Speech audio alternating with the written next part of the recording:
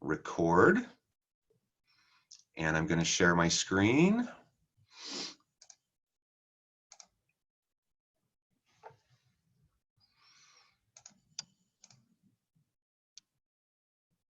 All right, good morning, everybody. Thanks for joining this Advanced HE webinar. I come to you from Orem, Utah at Utah Valley University, and I'm excited to be able to share with all the participants today one example of how you can utilize service learning pedagogy within an online modality. This has been a fun adventure for me as I've tried to figure out how to do this effectively, and there's been some learnings along the way, and I want to share some of those things with you. To provide a brief introduction, I am an associate professor of organizational leadership at Utah Valley University in the Woodbury School of Business, and I'm also academic director of the Center for Social Impact. And as part of my role there, I oversee the curricular programming, the coursework, as well as all of the service learning classes across campus. I've been at Utah Valley University for 11 years, and it's a great place to be, and we do some really cool, innovative things. Utah Valley University is the largest university in the state of Utah. We have about 42,000 students. We're what's called a dual mission university, in that we serve both a comprehensive university function, but we also serve as the community college in the region as well. So there's no other community college. So we are open enrollment, and we accept all students, and we have a wide range of students in terms of their preparation and their background and demographics. We see a lot of non-traditional students. We have a lot of first-generation students. We have a lot of students that are working full-time or part-time, raising a family, working in multiple jobs. We just see a wide variety of types of students. So that's a little bit about the context at Utah Valley University. And I want to share a little bit before I really jump into to my own class. I'll talk a little bit more about service learning as well. Before I do that, though, here's just a brief overview of what I'll be covering. So I launched a new fully online version of my organizational development and change service learning class this fall semester. This class, in addition to case studies, a variety of different types of writing assignments, and other learning activities, it includes a semester-long service learning consulting project that student teams complete with a community partner organization. These are intensive projects, and the students usually put in 30 plus hours at least in completing these projects over the course of the semester. I've been teaching this class for the last 9 years in both traditional face-to-face and hybrid modalities, but I decided, as we're moving more and more towards technology enhanced learning, there's an emphasis on my home campus to try to have more classes offered online, more degree programs offered online. So I decided I was going to try to move this service learning class online and provide more options for students. The main challenge, has not been the lecture materials, it hasn't been the case studies, it hasn't been the readings, it hasn't been all of those elements. It's been the heart of the course, a meaningful and effective service learning organizational development team project consulting experience. And how do you maintain that opportunity for students in an online class? That's the question, and that's what I've been working to accomplish this year, and what I'm going to share with you today.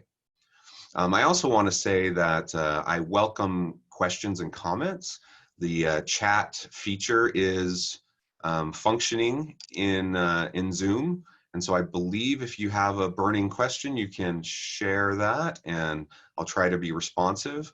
Certainly at the end, I'll try to leave time that we can do some questions, but it's okay if you want to ask questions along the way also. All right, before I talk about my specific class, I want to just talk a little bit about service learning at Utah Valley University. And for those of you who may not even be familiar with what service learning is, describe just a little bit about what I mean by that. In short, service learning is an engaged learning pedagogy that allows us to connect students with the community by doing reciprocal projects and experiences that benefit both the student and the organization, and that reinforces and deepens the learning of the students. So service learning is one of many experiential learning pedagogies that we can utilize to help develop student professional skills, professional competencies, and to help enrich their learning environment while also benefiting the surrounding community. It's a real important aspect of service learning, though, that that the experience that you design for your students is very relevant and very directly tied in to the course learning objectives and outcomes for the class. So we don't just send our students out to do random stuff to serve the community, but we find opportunities that reinforce the curriculum, that reinforce the learning outcomes that we want our students to accomplish. And then we design experiences and opportunities and projects that will allow them to get hands-on experience doing those things as they're learning about the content and they're going to class and reading and going to lectures, that then they can put it into practice and they can actually go out and help a community organization while they're developing their own knowledge, skills, and abilities. So in a nutshell, that's really what service learning is, and there's a meaningful reflection component as the students think about their own learning process, and there's a lot of research that shows the benefits of the metacognition as well as the applied learning that happens in the service learning pedagogy.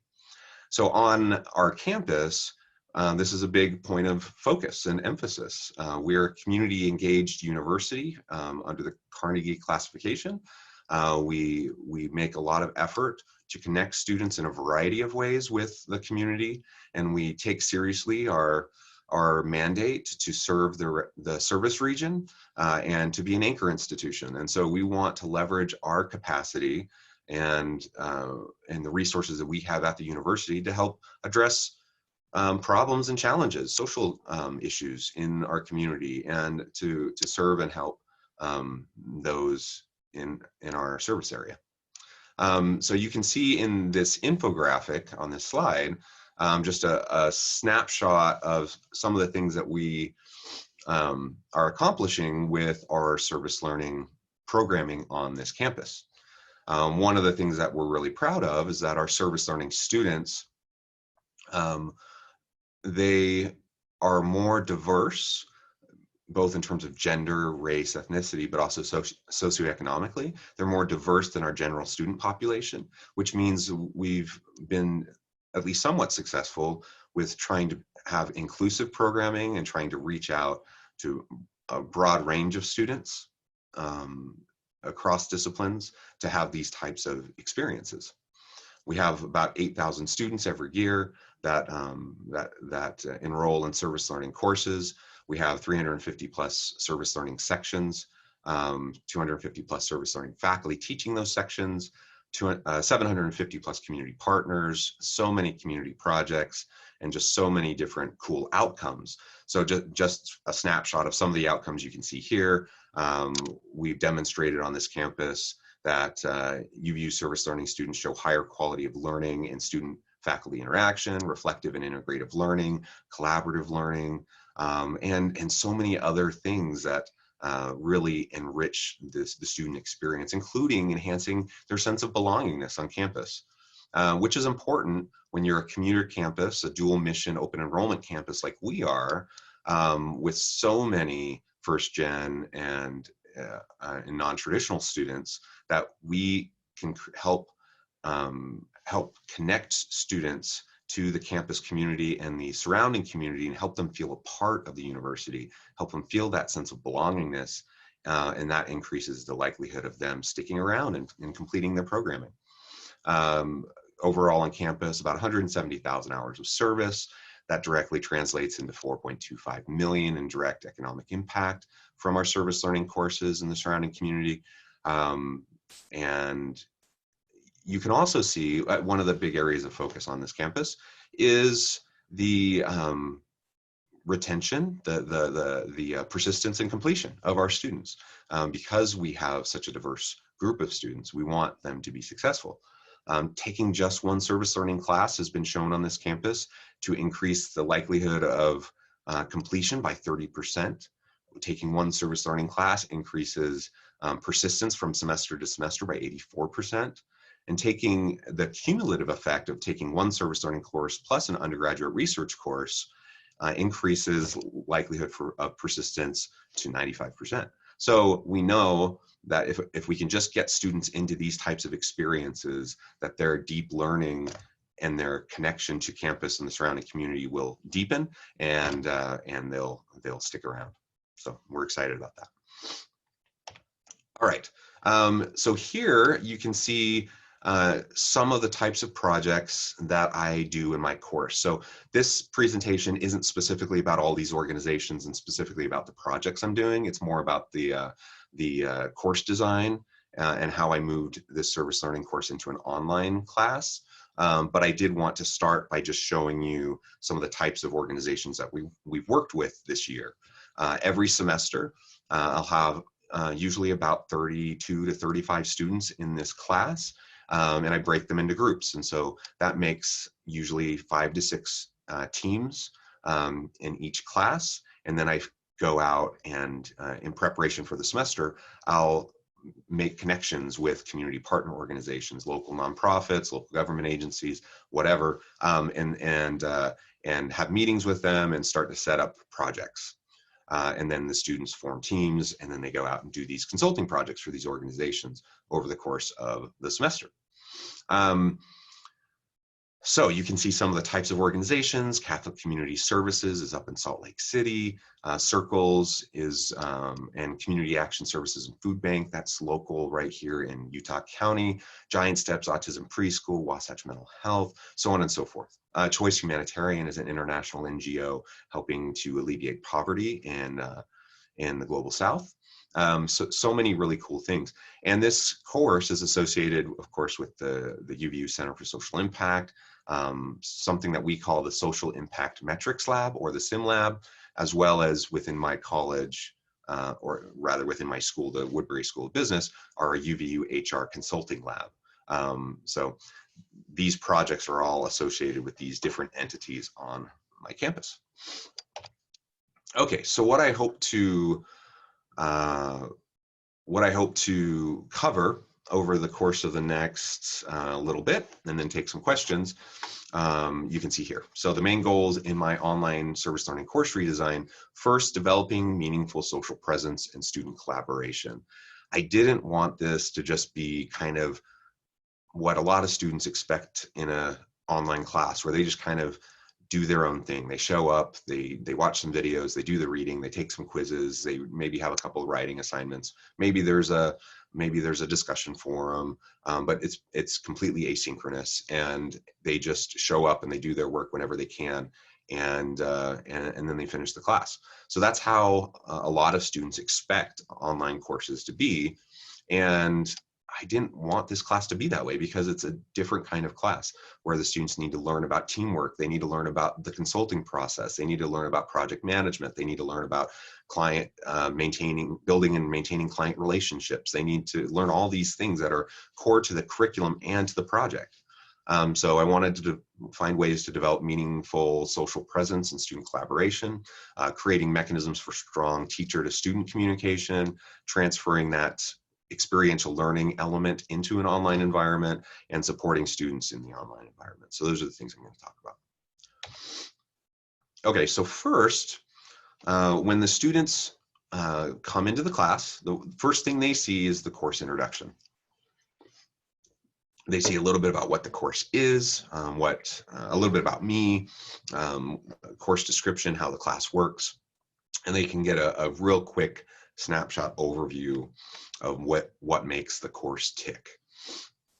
And I try to be as explicit as possible to help them understand right from the beginning that this isn't maybe what they've experienced in other online classes. Immediately they'll go to my instructor page, so they'll see my introduce them to my family. They see my contact information.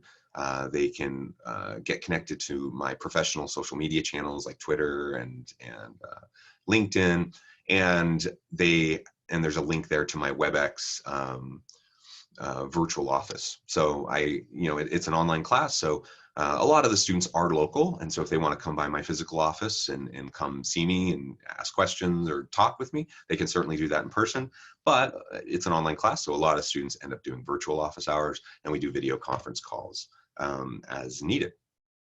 So that link is there as well. And then they can learn a little bit about me. I think it's really important in an online environment that students know who the professor is and that they know something about them and they feel connected to them, because that means they'll be more likely to reach out if and when they have issues or problems or questions, and they'll be able to resolve them. And what I don't want to see happen in an online class with a service learning project is that the students feel like they're on their own, that they're floundering, they feel overwhelmed, they don't know what to do, and then you get towards the end of the semester and they haven't done anything or they haven't accomplished much, and it ends up being a negative experience for them, for the community partner, and for everyone involved. And that's obviously not what I want for my students, for the organizations we work with, or for the university. Here's the grading breakdown in this class. And so you can see the main elements. There's quizzes, there's class discussions in each weekly module. There's case studies. There's participation and preparation points that the students get for participating in the various online elements of the course.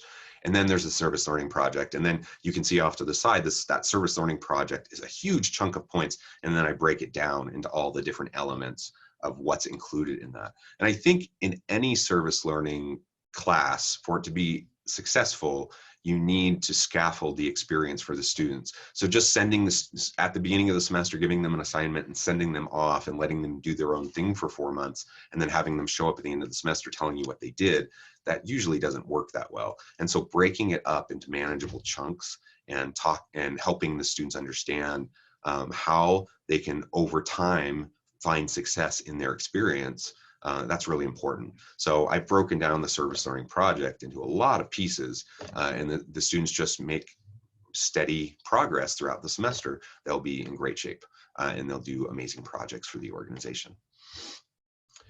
One of the first things I wanted to do in the fully online course is to change the visual design. I was less concerned about the visual design when it was a face-to-face course, because I saw them, every week, and we had our FaceTime and the opportunity to do direct mentoring and coaching in class.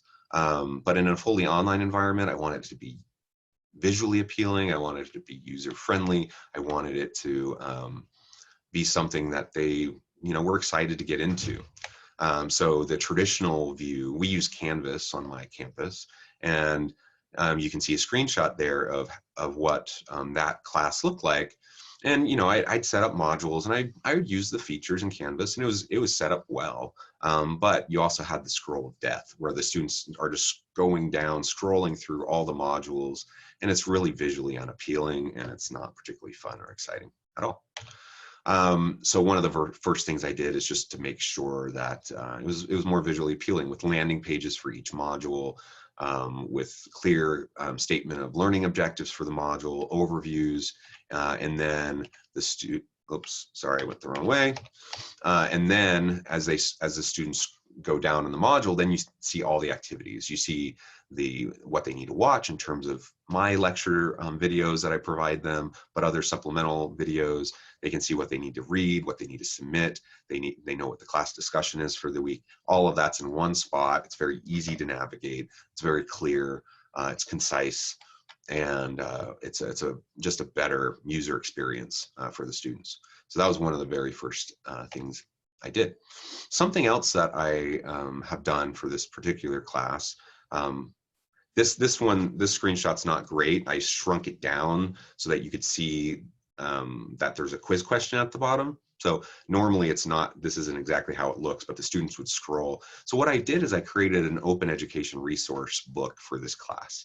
The students can access like a physical copy of the book for cost of printing, or they can use a PDF digital version of the book. But I also integrated the book directly into the learning management system, into Canvas.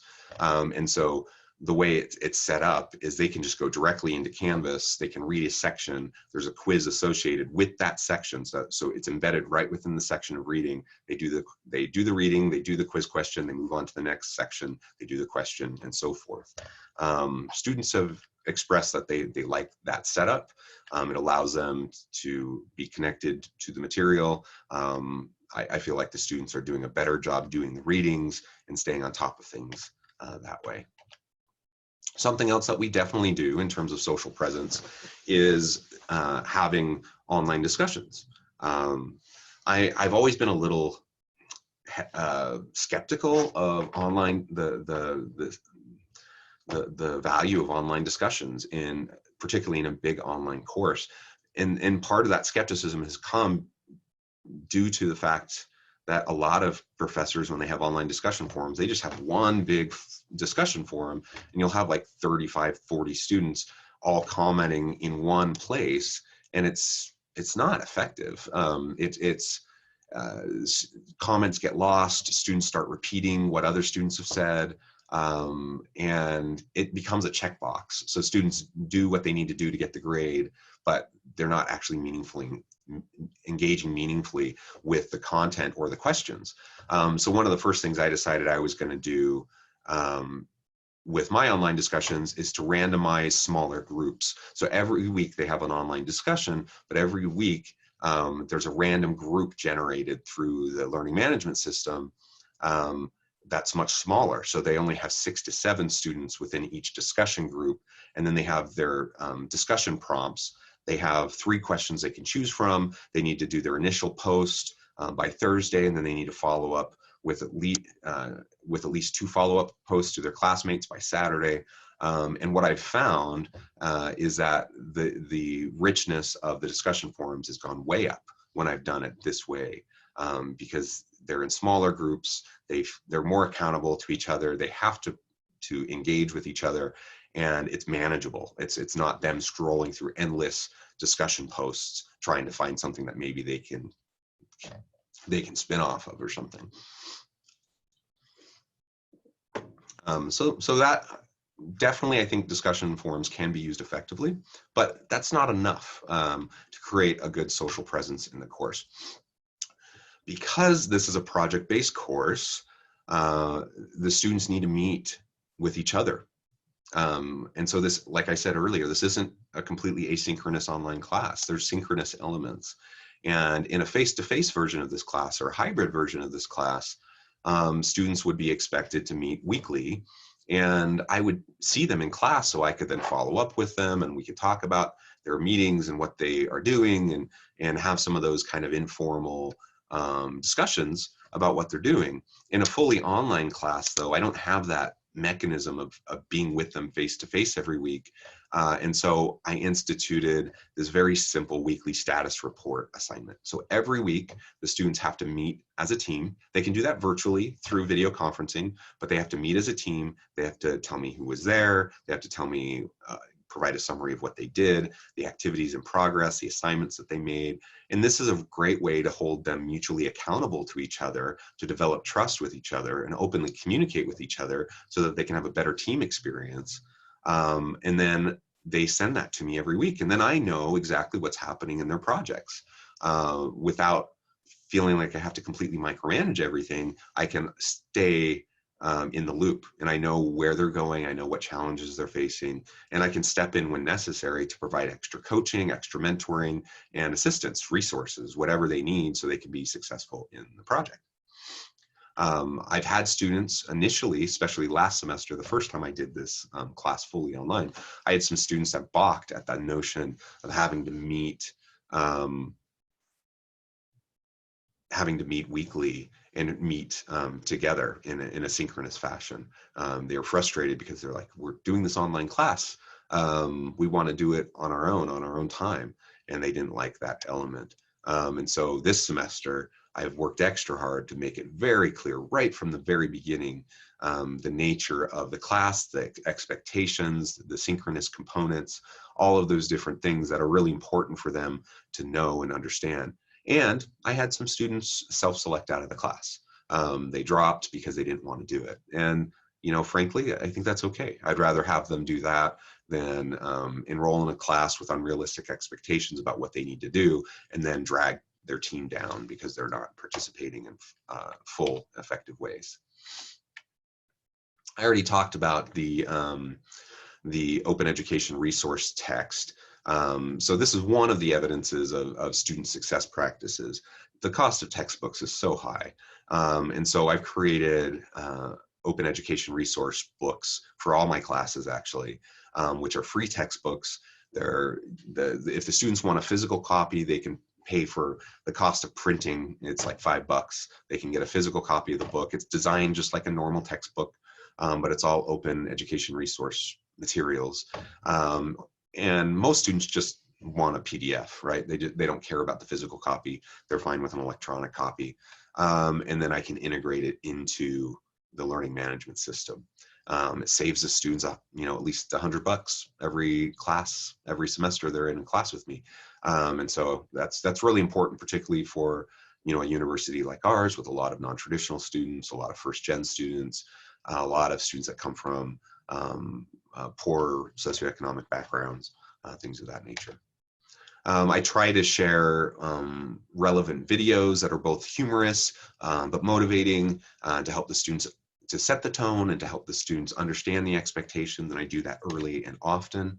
Another thing that I do, and this is probably a combination of both student success factors as well as social presence, but at periodic times during the semester, we do team consulting project meetings with me. So just like the students meet every week with each other through a virtual meeting or in person, they do the same thing with me periodically through the semester. So because I don't have a chance in the face-to-face classroom to do direct mentoring, to coach them and to help them in person, this has been a really great way to complement, you know, what they're doing in their own projects. And we just do video conferences primarily. And they can ask me their questions, we can brainstorm together, we can, if they're having team issues, we can talk through that and work through their challenges and team issues, and it's worked really quite well.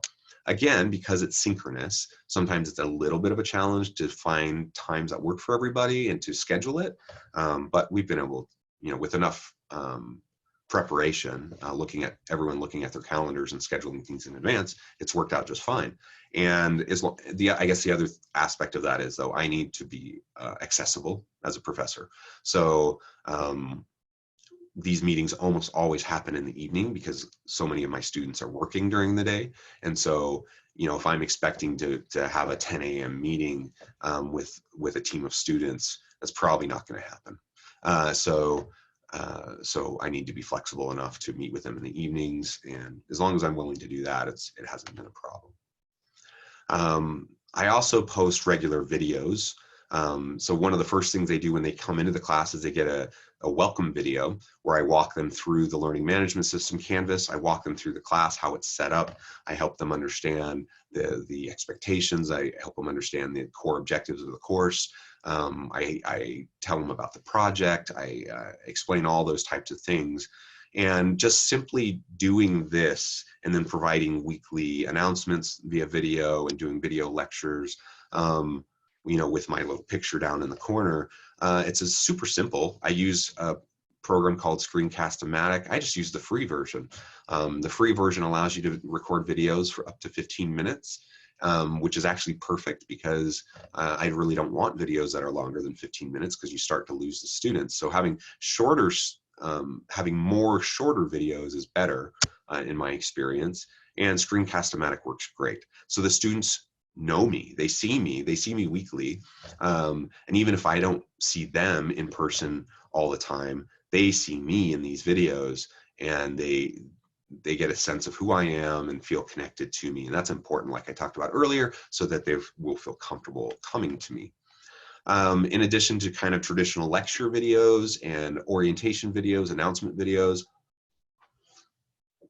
I also do coaching videos and mentoring videos, because sometimes there's just key concepts or elements that are pretty much common across all groups. So for example, this screenshot is a video of, talking about working in teams and overcoming personality differences.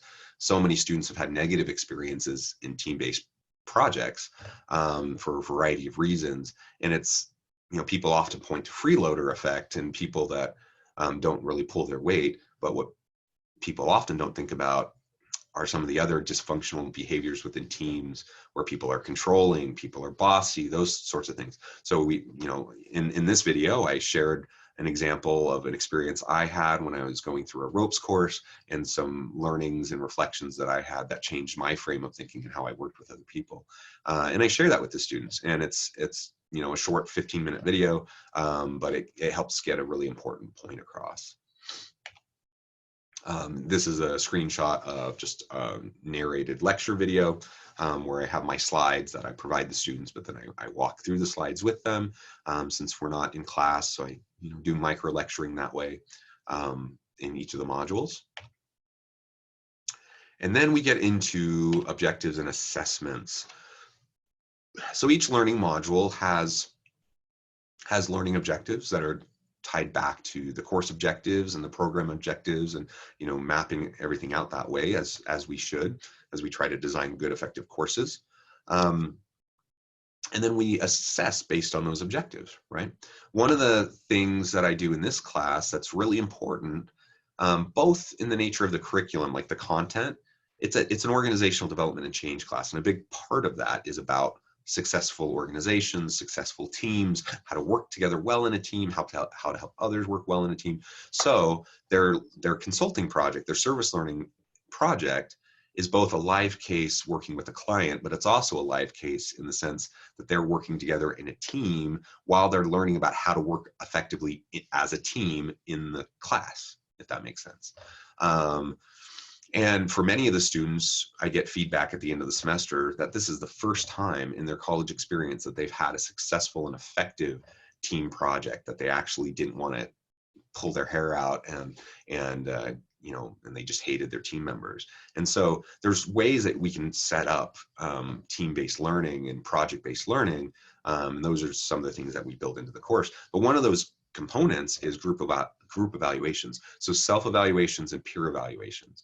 I have the students do this at multiple times during the semester so that there's no surprises. They know within the first 6 weeks of the semester how they're performing on their team as perceived by their teammates. So they evaluate themselves, they evaluate all their team members, and then their team members do the same thing. And they evaluate based on quality and quantity of the work that they do, but also they identify dysfunctional behaviors within the team and within their meetings and how the project is coming out. And they provide their comments. And so this becomes a learning opportunity for them. And as the students go throughout the semester, I found almost without exception, there's been one or two times, but almost without exception, teams work through their issues. They work through their challenges, their problems. They're inevitable. They will happen. There will be frustrations. There will be miscommunications. All those things do happen in any time there's a group or a team. But this helps them learn how to work through it, which is so important, not only for the curriculum, but for them to have a successful service learning project. They keep a time log. So individually, each of them complete a log. It's a consulting class, right? So they need to learn about how to track their billable hours, those sorts of things. And so they just have a very simple way to do that. And I have them turn this in at multiple times during the semester so that they're making steady progress throughout the semester. And I'm not just, what I don't want to have happen is for them to just procrastinate and backload and try to finish 25, 30 hours worth of a project in the last 2 weeks of the semester, because that's not going to be a successful experience for them or for the client organization. So they submit throughout the semester, at the end of each month to show their progress. And then they submit this at the end of the semester to their community partner as an appendix in their team report. And it's just one more mechanism to make sure that everyone's participating and contributing. There's rubrics associated with everything in this class, and I think that's really important in an online class so that all expectations are very clearly communicated, very explicitly, and that the students understand what they need to do to succeed. So here you see a rubric specifically attached to learning reflections. I have the students do 5 1.5 to 2 page learning reflections with question prompts throughout the semester. The very first one is before they start their project, but they know it's coming. So there's some fear and anxiety, some apprehension about doing, a team project, a service learning project in an online class. And they have an opportunity to think through that and to work through what they're feeling and thinking. And then there's 3 more reflection papers that they do at different stages of the project. And then at the very end of the project, once they finish their final presentation to the class and to the client, and they've done their big report and provided all their deliverable resources, they'll do one final reflection. And part of that final reflection is I want them to think back to their overall experience and get them to think about the overall arc of their experience throughout the semester. And a lot of times, the students lack a lot of confidence at the beginning because they've never done a project like this. They've never done a class like this, certainly not in an online environment. And so they're not sure how it's going to go. They're not sure how it's going to be working with a team. And so having them go back and critically reflect on the whole process and the arc of their learning is powerful. And it's rewarding for me to be able to read those at the end of the semester. But it's also really important for the students to have that experience, and then they can see how they've developed in their knowledge, skills, and abilities and competencies. They can see the growth in their confidence and their professionalism. So these are all the types of things that I want to have accomplished through those reflections. I also have the students do a pre-post assessment based on their attitudes about volunteering and civic engagement and those sorts of things. So I want to see how their experience working with these nonprofits, doing consulting projects, how it changes their way of thinking about social issues and being a part of the community to solve those problems. So pre-post on that.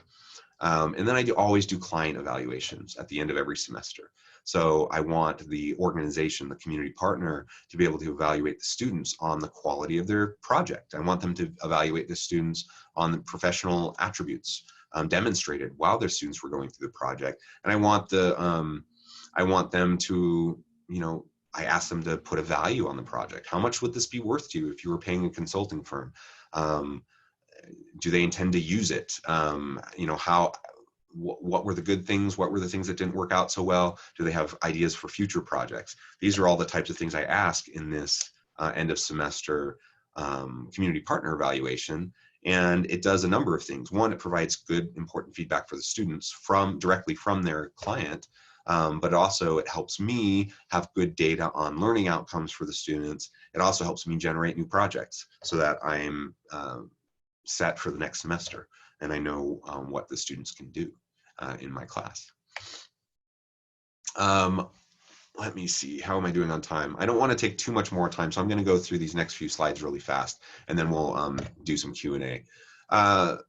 So for example, in the very first reflection, I asked the students about how they're feeling. And so I get students saying things like trepidatious and excited, nervous but cautiously optimistic, intimidated, a lot of anxiety. A student who said, although I've had some positive experiences throughout my education with these types of projects, I have experienced more frustrations than I expected, and overall, I've not enjoyed my participation in these projects. So clearly, from the get-go, there's some student resistance, anxiety, fears, thinking this isn't going to be what they're going to enjoy the class for them, right? But we also start to see students who kind of get the vision of it, and I start to see the resistance break down pretty quickly.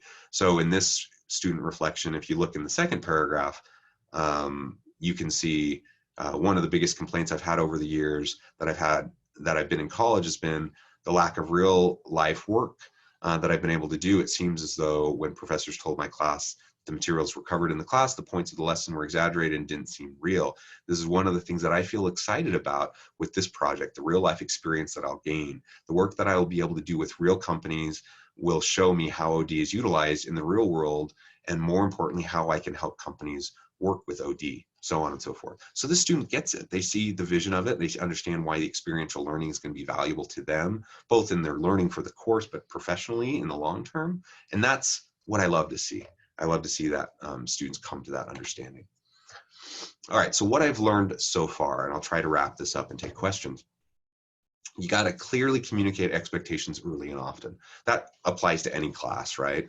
But I think particularly in an online environment, you have to structure things and scaffold things really well and be explicit, very explicit and clear with what the student's experience is going to be like. And so for this class, the way I've designed it with the synchronous elements and the team meetings, and they have to meet with the client organization, they have to meet with me. So there's these synchronous elements, and they need to understand that right from the beginning so that they can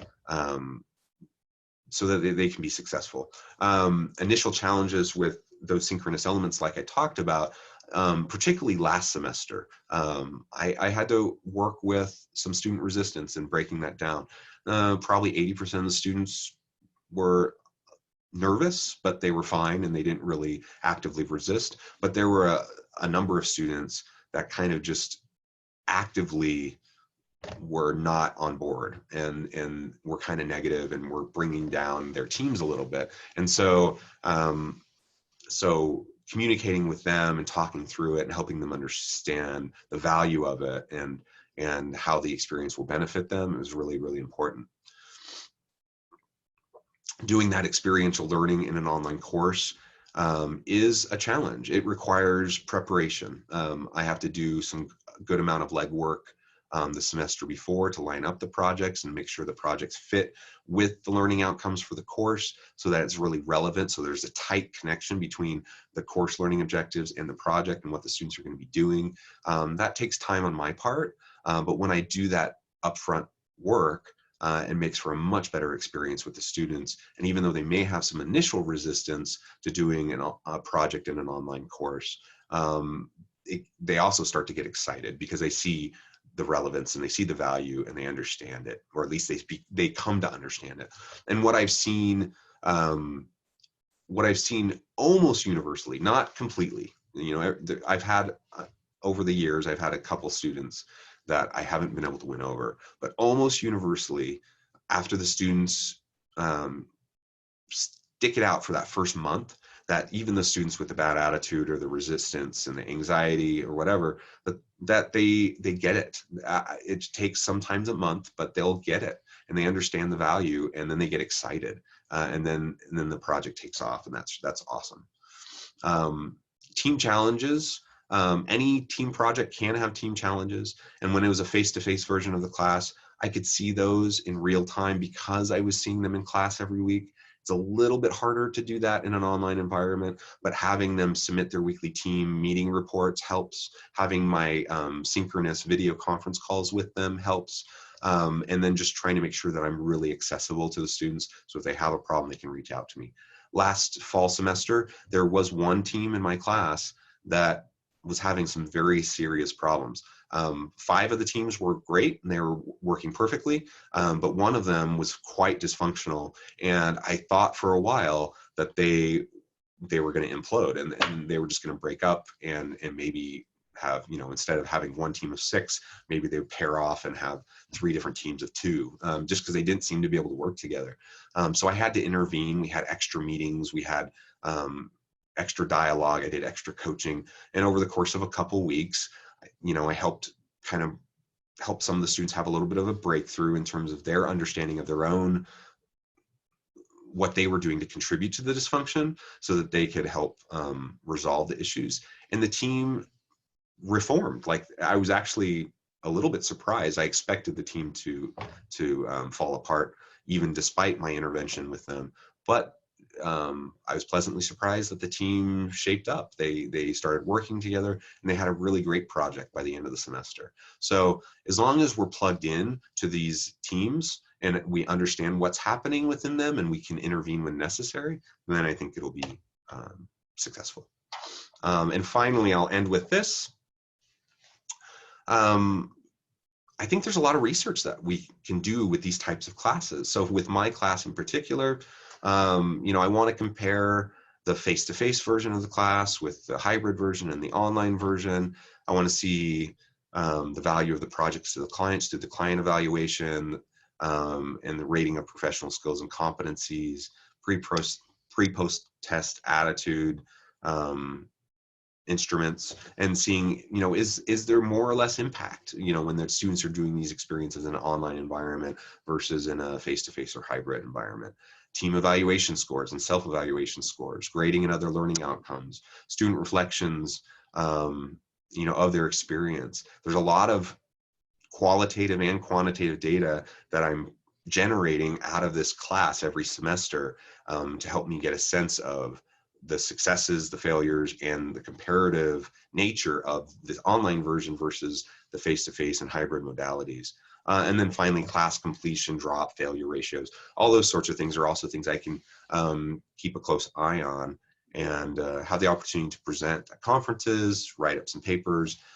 So that's exciting. But also, and really the main reason why I do this is because I know that doing these types of team consulting projects, these service learning projects where students are working with a nonprofit, where they're helping address a social issue, I know that they feel excited about that. They feel that they're doing something real. They're not just doing an assignment, a project, and turning it into me at the end of the semester, and then nothing happens with it. But they're doing a project with a real organization that organization will implement, and that'll help them improve their organization and their processes, and help them better serve their accomplish their objectives and provide their products and services to their service population. That's exciting stuff, and it resonates with students, particularly young students. And so I'm excited about that, and I'm going to continue to do it, whether it's face-to-face, hybrid, or online. And I'm sure I'm going to continue to learn more things about an online class and how to do it effectively with these types of projects. But 2 semesters in so far, it's been working pretty well, and I'm excited to continue to tweak and adjust as I move forward. All right, so that is my formal presentation. That leaves us with some time for questions. So I'm going to stop sharing, and I see that there are some questions.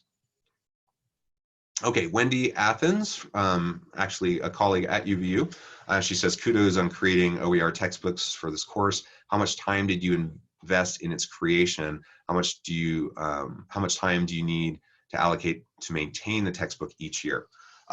Great question. And I'm not sure I actually know the answer to that. It took a lot of time, and I've created quite a few of these. So all my classes, I use OER books. And oh man, they took a lot of time. I mean, there are resources out there, so it's not like I created them from scratch. I pulled materials from different sources and I pulled them together, right? But putting them together in a good format, so it looks like a normal textbook, so it's user friendly and it's appealing and professional, that also takes time. Building it into Canvas takes time. All those things take time. So I certainly wouldn't expect, every faculty member to do that, but it's something I felt strongly about, so something I worked on. But if you're interested in using open education resource materials, you should go look and see what's available, because there's a lot of really great stuff that's out there, and you don't need to create your own. I've done that, but you can, depending on your discipline, you might be able to find some really great materials that are just out there and ready for you to use, and you don't have to do any of the legwork other than just incorporate it into your class. So that's something to think about. In terms of updating it, yeah, there is some work in updating it every year. But I figure we do that anyways, right? With updating our slides and updating our examples and those sorts of things. Okay, another participant says, John, how do teams work together on a project for an agency when the members live outside the geographic region of that agency? Great question. And it comes back, well, it depends on the type of experience, the service learning that you're trying to do. So sometimes faculty want their students to do more immersive types of service learning. And so an example of that might be an emergency services faculty might want their students to get out there and volunteer and serve with the Red Cross in disaster response. So there's a fire, there's a flood or something, and the students go out and they're on the front lines helping the agency address those needs. And there's no particular project or deliverable, but it's immersive. So the idea is to get the students out there seeing what the profession's like and serving along the way. This happens a lot of times in education courses, where students go into public schools. They help out with not just student teaching, but doing less formal types of assistance in the classroom. A lot of times that's not a project; it's just immersive. It's getting out there and helping people in the process. So those types of service learning experiences are going to be really difficult, if not impossible, to do if the student is online outside of the service region, right? So I want them to work with a local agency, but they live in Delaware. There's no way that they can do that. But for project-based service learning, we have a lot of great integrative technologies. We can do video conference calls. We can do document shares. We can work. There's so many collaborative technological tools that allow people to do work in virtual teams. So if I have a student who lives in Africa and I have a student that lives here in Orem, they can work in a virtual team with each other, working on a project with deliverables for a local nonprofit. That's totally doable. They might have to work around time differences depending on where they live, but otherwise it's totally doable, just like any organization that works with virtual teams. So that does require a little bit of coaching sometimes, as a faculty member, if I have students that are in that situation, but it's definitely possible. Kara asks, how do you facilitate students selecting their group projects? For example, do you ask them to rank their preferences? Yes, I do ask them to rank their preferences. I let students mostly self-select into their projects. So I arrange the partner organizations prior to the start of the semester, and I work with them to identify the types of projects they want to do.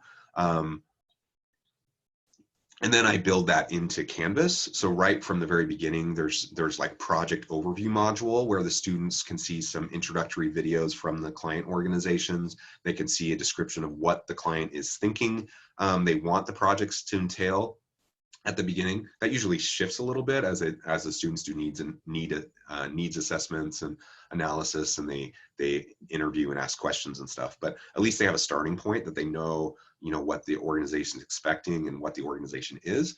And then I have a preference survey, and I ask the students to rank their preferences. I usually have about 6 projects per class, and so I'll just list all the projects, and the students will rank order their projects that they want to work on. And then they'll provide their second and third choice. And usually I get at least 80% of the students into their first choice, because there just seems to be a natural breakdown of how students want to work on projects.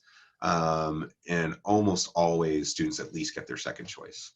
And some students just don't care that much, as long as they are on a project. So for those students that just don't care, it's not a big deal.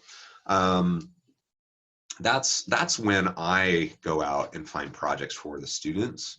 That's not the only way to do it, though. And I know other professors that will send their students out. They'll have kind of articulated agreement sheets with expectations, and then the students will go out and find local agencies to work with and create a proposal of what the project would entail, and then the agency signs off with it, and then I sign up.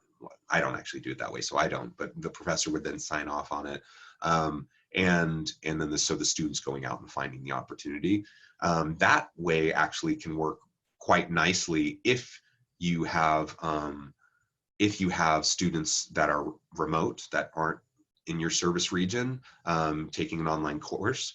and you want them to do an immersive service learning experience, they may not be able to do an immersive service learning experience with a local agency here in Utah County. But if I give them the option of going out and finding their own opportunity where they live, then they could certainly do that, right? Wherever they live, there's going to be nonprofits that need assistance doing the same types of stuff. And so I can empower them to go find those opportunities. Some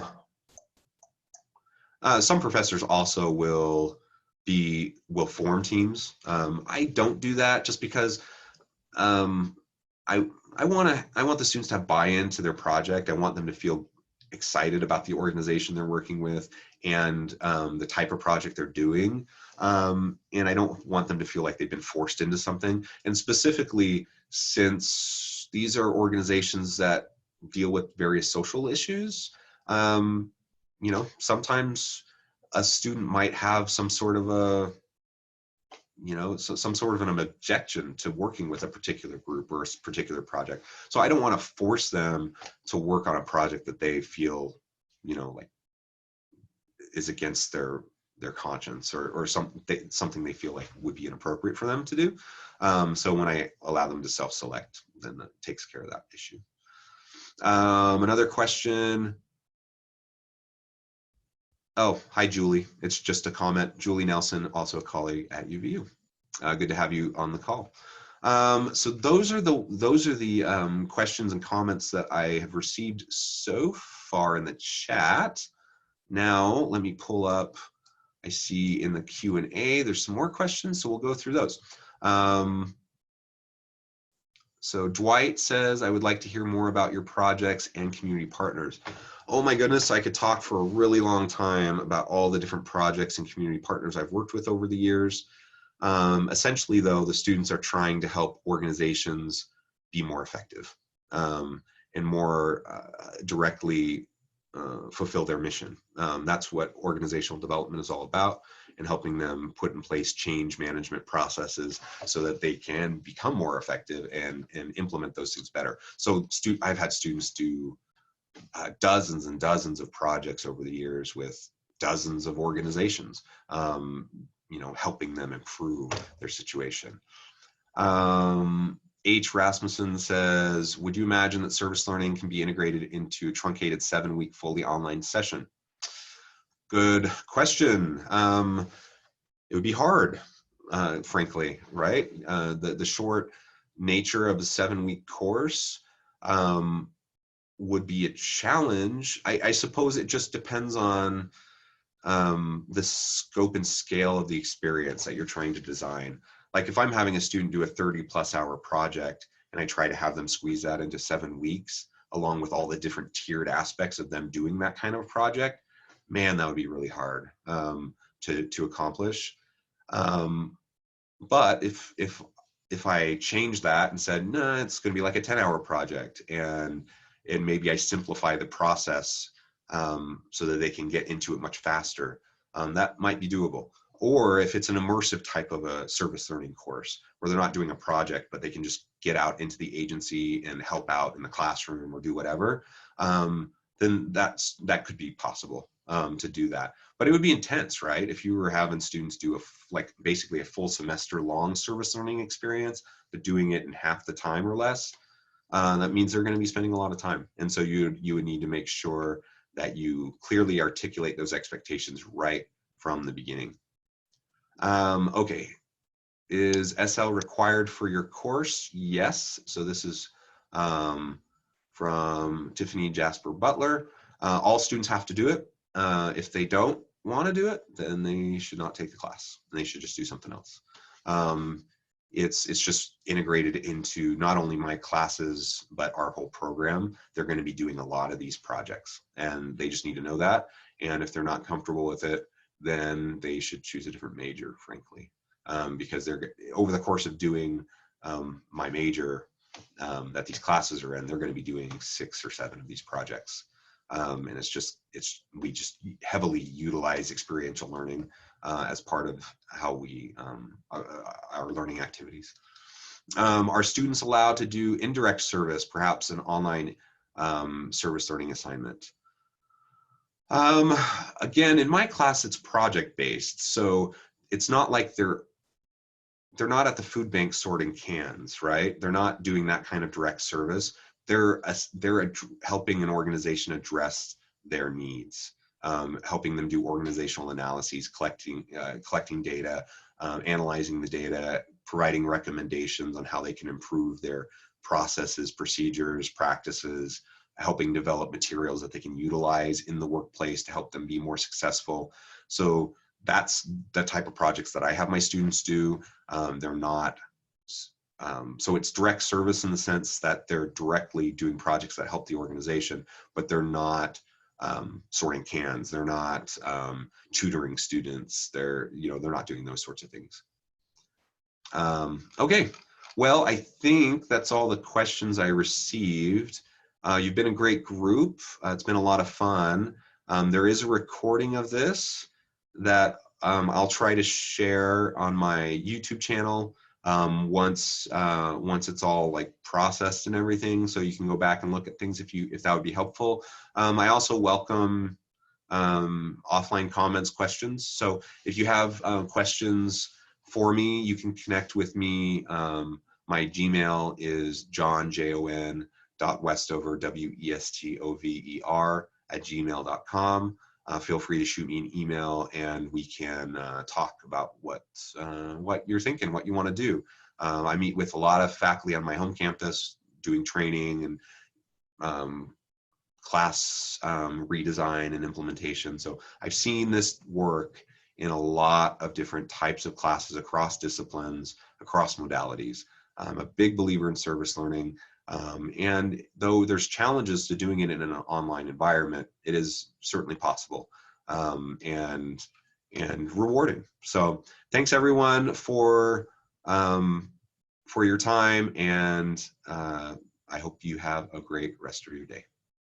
Thanks everyone.